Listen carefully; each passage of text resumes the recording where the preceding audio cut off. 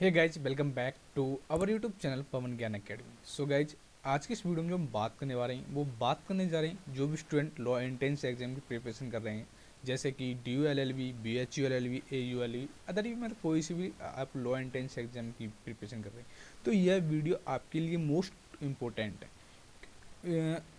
Law entrance के लिए नहीं, जो भी आप कॉम्पिटेटिव एग्जाम्स की प्रिपरेशन करें उसके लिए मोस्ट इंपॉर्टेंट है। क्योंकि आज की इस वीडियो में आपको बताऊंगा टॉप 50 ऐसे क्वेश्चन बताऊंगा आपके पॉलिटी या कॉन्स्टिट्यूशन के, जो आपके हर बार एग्जाम में रिपीटेड होते हैं। इनकी जो पॉसिबिलिटी है आने की वो एग्जाम में ज़्यादा होती है। तो आज इनकी हम क्वेश्चन के मतलब इम्पोर्टेंट पॉइंट्स भी जानेंगे एंड डिस्कस भी करेंगे।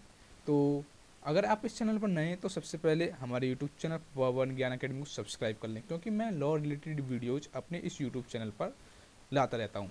तो जैसे कि हम टॉप 50 क्वेश्चंस की बात कर रहे हैं, तो मेरा कहने का तात्पर्य यह है कि वीडियो पर एंड तक बनी रही। मैंने बहुत मतलब हिंदी इंग्लिश दोनों लैंग्वेज में मैंने ये आपके क्वेश्चन टाइप किए हैं। क्वेश्चन टाइप करने में काफ़ी ज़्यादा समय लगा है, तो इसलिए वीडियो को एंड तक देखें और थोड़ा सा मतलब सस्पेंस बना के रखें। तो जैसे कि क्वेश्चन नंबर 1 में बता रहा पूछा है हमें कि Indian constitution recognised minorities on the basis of, मतलब भारतीय संविधान अल्पसंख्यकों को किस आधार पर मान्यता देता है। रिलीजन मतलब धर्म, कास्ट जाति, इनकम, आय, मतलब लैंग्वेज भाषा, मतलब जो आपका भारतीय संविधान है अल्पसंख्यकों किस आधार पर मान्यता देता है। तो डिस्ट्रिक्शन जो ये मान्यता देता है वो देता है आपका रिलीजियस, मतलब धर्म के वास्ते मान्यता देता है। तो क्वेश्चन नंबर 1 का option number 1 is the right answer हो जाएगा। एंड अब अगर हम यहीं पर दूसरे की बात करें तो हाँ, भाषा और धर्म के उस पर देता है पर्सपेक्टिव पर। अब बात करते हैं क्वेश्चन नंबर 2 के बारे में। तो question number 2 is also very important question. इसमें पूछा विच part of constitution deals with DPSP, मतलब संविधान का कौन सा भाग डीपीएसपी को संबंधित करता है। तो आपके पास ऑप्शन दे रखे हैं पार्ट थर्ड मतलब भाग 3, पार्ट 4A मतलब भाग 4 के, या पार्ट 4 भाग 4, या पार्ट बी मतलब भाग 5। तो डिसीजन जो इसका राइट आंसर है वो है ऑप्शन नंबर सी। क्योंकि जो आपका जो डीपीएस जो रिलेटेड है वो आपका भाग 4 से रिलेटेड है, इसलिए तो इसका जो राइट आंसर हो जाएगा option number C is the right answer हो जाएगा। एंड हाँ, अब हम इसके कुछ इंपॉर्टेंट पॉइंट्स के बारे में जानेंगे। तो जैसे कि हाँ, थोड़ा सा हम इसमें जूम आउट कर लेते हैं जिससे कि आपको क्लियर चिमके।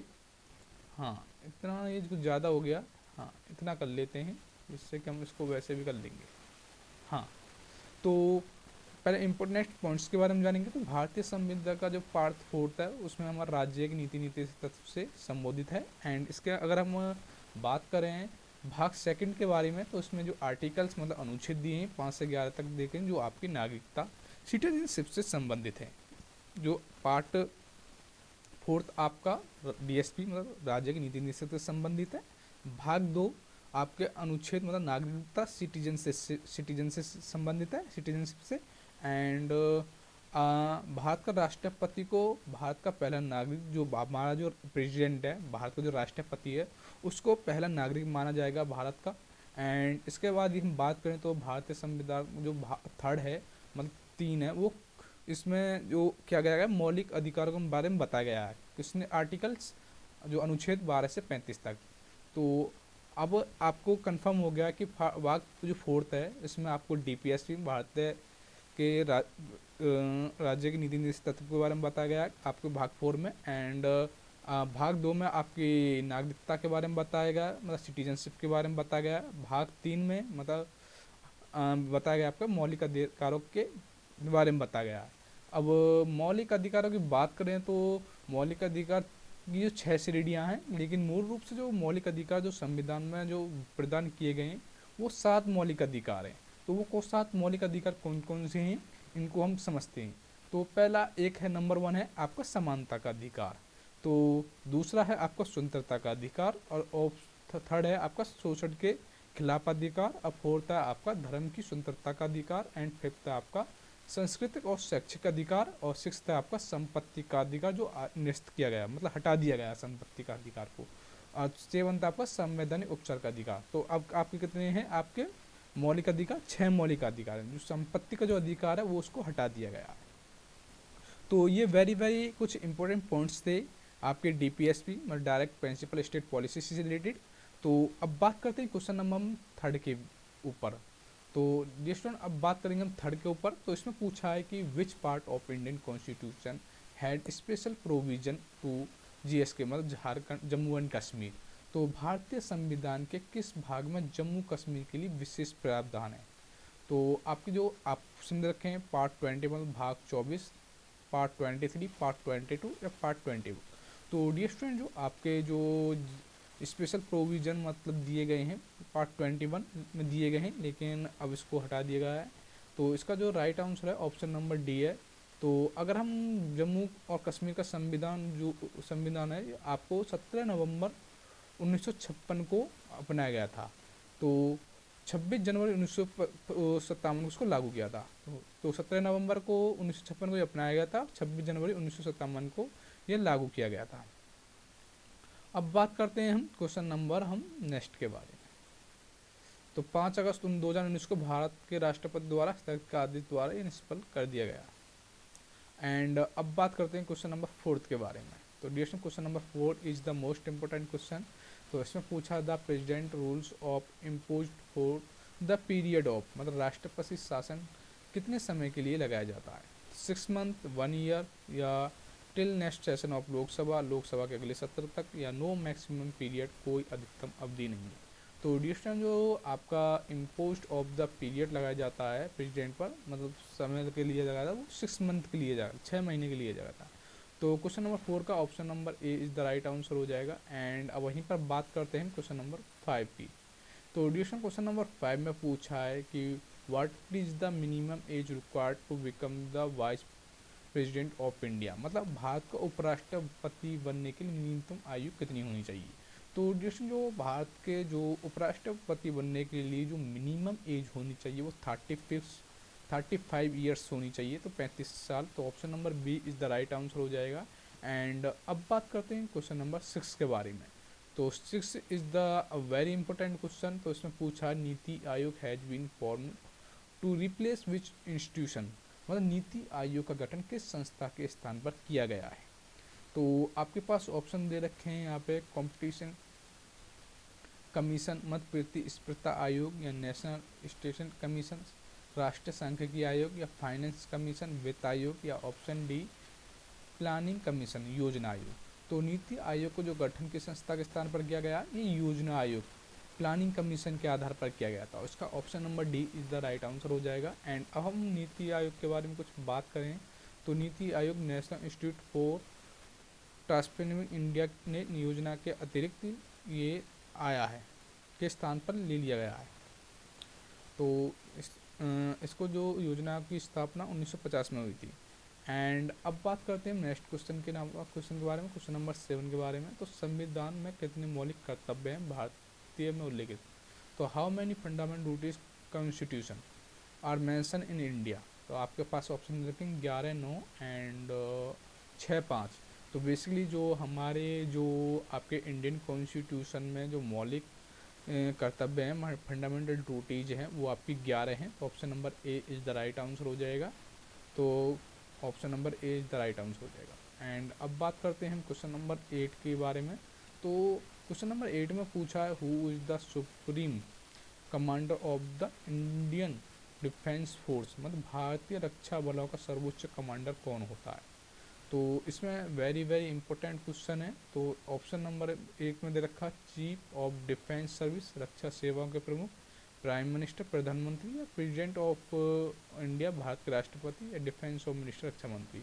तो उसका जो राइट आंसर है जो भारतीय रक्षा बलों का जो सर्वोच्च कमांडर होता है वो भारत का राष्ट्रपति होता है, प्रेसिडेंट ऑफ मिनिस्टर। तो ऑप्शन नंबर जो है सी इज़ द राइट आंसर हो जाएगा। अब इसके बारे में कुछ इंपॉर्टेंट पॉइंट्स के बारे में बात करें तो राष्ट्रपति संघ के कार्यकारी प्रावधानों का एक भाग है जो राष्ट्रपति के संबंधित अनुच्छेद सहित अनुच्छेद 52 से 58 से संबंधित है। एक बार राष्ट्रपति चुने जाने के बाद वह 5 वर्ष के लिए पद धारण करता है। जो आपका जो राष्ट्रपति जब चुना जाता है तो वो 5 वर्ष के लिए चुना जाता है। भारतीय राष्ट्रपति के लिए कोई प्रत्यक्ष चुनाव नहीं था, जैसे कि आपके पीएम सीएम की जो आपके जो इलेक्शन होते हैं, इस तरह आपका राष्ट्रपति का कोई चुनाव नहीं होता। इसका जो चुनाव होता है वो निर्वाचन मंडल उसे चुनता है, जो भारतीय राष्ट्रपति के लिए जो उसके पास अनुच्छेद 72 के तहत क्षमादान करने की शक्ति होती है। जो हमारा राष्ट्रपति है ना, उसके पास आर्टिकल 70 के थ्रू क्षमादान की शक्ति होती है। एंड अब बात करते हैं क्वेश्चन नंबर हम 9 के बारे में। So dear student, question number 9 is the very important. इसमें पूछा है कि what article of Indian constitution has the provision for national emergency. तो इसमें पूछा है कि भारतीय संविधान के किस अनुच्छेद में राष्ट्रीय आपातकाल का प्रावधान है। अनुच्छेद 352, आर्टिकल 352 या आर्टिकल 354, आर्टिकल 356 या आर्टिकल 360। तो डियर स्टूडेंट, जो भारतीय संविधान में किस अनुच्छेद राष्ट्रीय आपातकाल की घोषणा की है, आर्टिकल 352 मतलब अनुच्छेद 352 के थ्रू। एंड अब बात करते हैं क्वेश्चन नंबर 10 के बारे में। So dear student, question number 10 पूछा है under which article president can be proclaim national emergency. किस अनुच्छेद के तहत राष्ट्रपति राष्ट्रीय आपातकाल की घोषणा कर सकता है। जैसे कि हमने पिछली बार बताया, तो आर्टिकल 350 इसका भी राइट आंसर है, ऑप्शन नंबर ए। एंड अब बात करते हैं क्वेश्चन नंबर हम 11 के बारे में। तो इसमें पूछा है कि which amendment is known as the mini constitution of India. किस संशोधन को भारत का लघु संविधान कहा जाता है। तो आपके पास ऑप्शन दे रखे हैं, जैसे कि ऑप्शन 4 में ए में दे रखा है 42 अमेंडमेंट एक्ट मतलब 42वां संशोधन अधिनियम, या 44 अमेंडमेंट एक्ट, या 46 अमेंडमेंट एक्ट, या 52 अमेंडमेंट एक्ट। तो 42 जो आपका अमेंडमेंट होता है 42वें संविधान संशोधन को आपका मिनी कॉन्स्टिट्यूशन लघु संविधान कहा जाता है। तो option number A is the right answer हो जाएगा। एंड अब बात करते हैं क्वेश्चन नंबर 12 के बारे में। तो डिएशन 12 is the also important question. तो इसमें पूछा राज्यसभा के सदस्यों का चुनाव कैसे होता है। How the members of the Rajya Sabha are elected, by president और राष्ट्रपति द्वारा, by election member of Lok Sabha के निर्वाचन सदस्यों द्वारा, या आपका by prime minister and council of ministers मतलब प्रधानमंत्री और राष्ट्रपति द्वारा, या option number D by elective member of legislative assembly विधानसभा के निर्वाचित सदस्यों द्वारा। तो डिस्टेंस इसका राइट आंसर है option number D legislative assembly द्वारा। एंड अब बात करते हैं क्वेश्चन नंबर 13 के बारे में।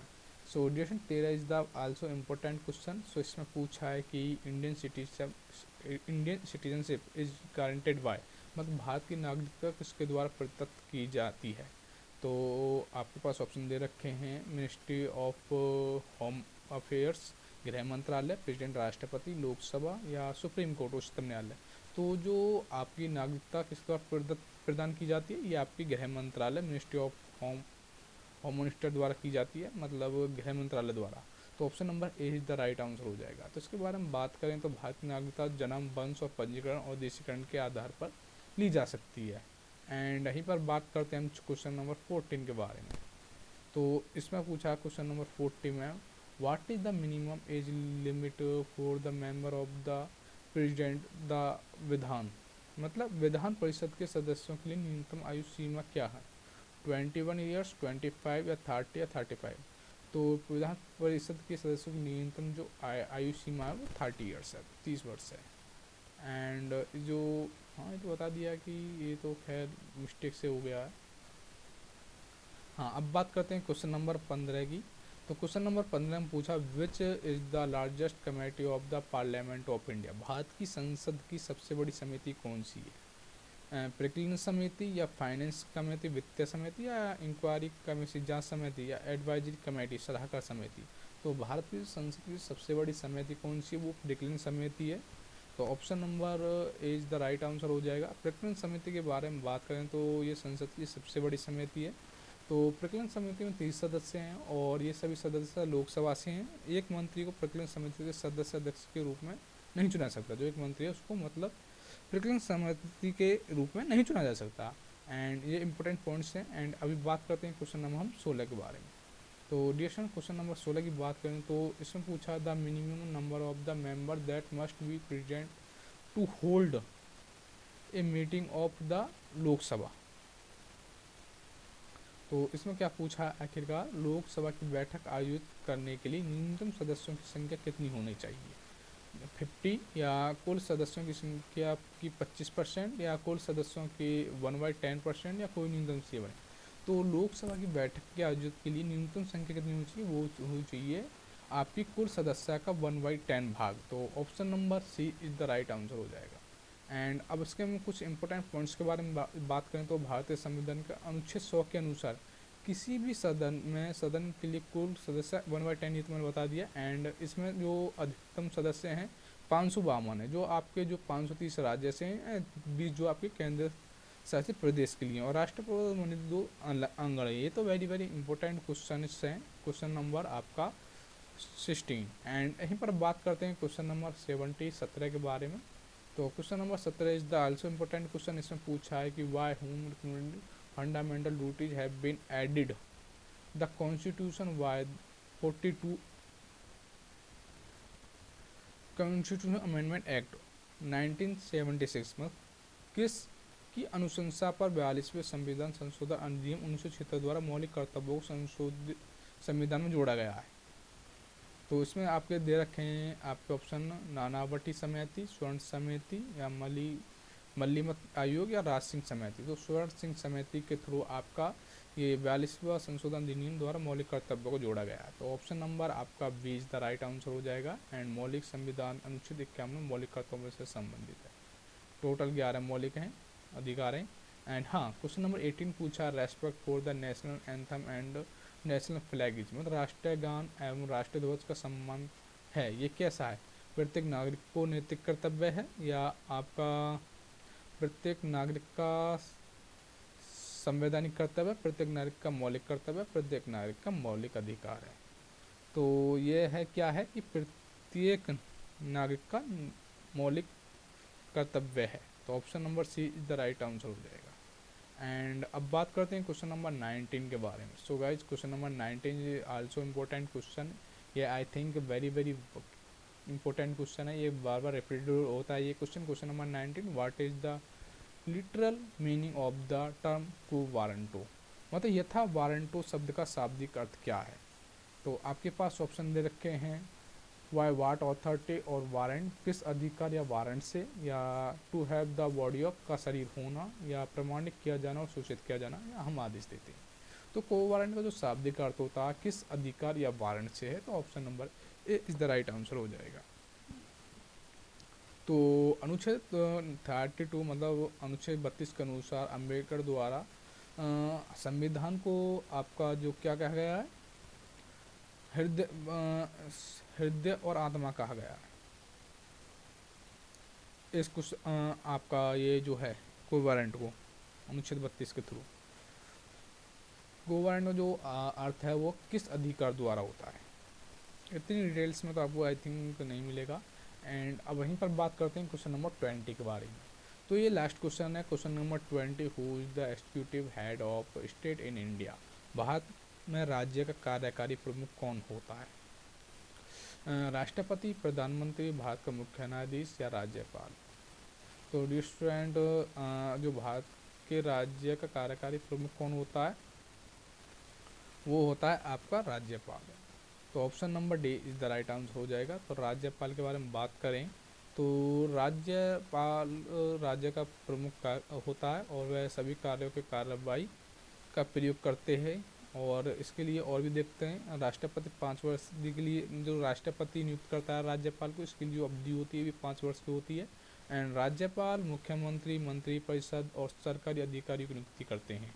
मतलब ये 3 जने करते हैं आपकी सरकारी अधिकारी की नियुक्ति। कौन कौन करते हैं? राज्यपाल, मुख्यमंत्री और मंत्रिपरिषद। तो ये मैंने टॉप 20 क्वेश्चन है 50 में से। अगर आप भी और डिटेल्स में वीडियो देखना चाहते हैं, जैसे कि मैंने ये प्रॉपर ये है, तो अगर मैं मतलब और भी मतलब बनाने में टाइम लगेगा। अगर आपको थोड़ी सी भी ये वीडियो इम्पोर्टेंट लगी हो तो आप नीचे कमेंट बॉक्स में लिख सकते हैं, क्योंकि जितने भी ये टॉप 20 क्वेश्चन है 50 क्वेश्चन में और 30 क्वेश्चन और नेक्स्ट वीडियो में कराऊंगा, ये वेरी वेरी इंपॉर्टेंट क्वेश्चन है जो आपकी लोअर एंट्रेंस एग्जाम में रिपीटेड होते हैं। एंड अगर आप चाहते हैं कि मैं इस पर मतलब लोअर एंट्रेंस एग्ज़ाम पर प्रॉपर क्लास दूं तो आप कमेंट बॉक्स में लिख सकते हैं। And thanks for watching this video. मिलते हैं नेक्स्ट वीडियो में। तो जाने से पहले लाइक कमेंट ज़रूर कर दें, और सब्सक्राइब नहीं किया तो सब्सक्राइब ज़रूर कर दें। मिलते हैं नेक्स्ट वीडियो में। क्लास के बारे में ज़रूर बताएं कि क्लास स्टार्ट करूँ या नहीं।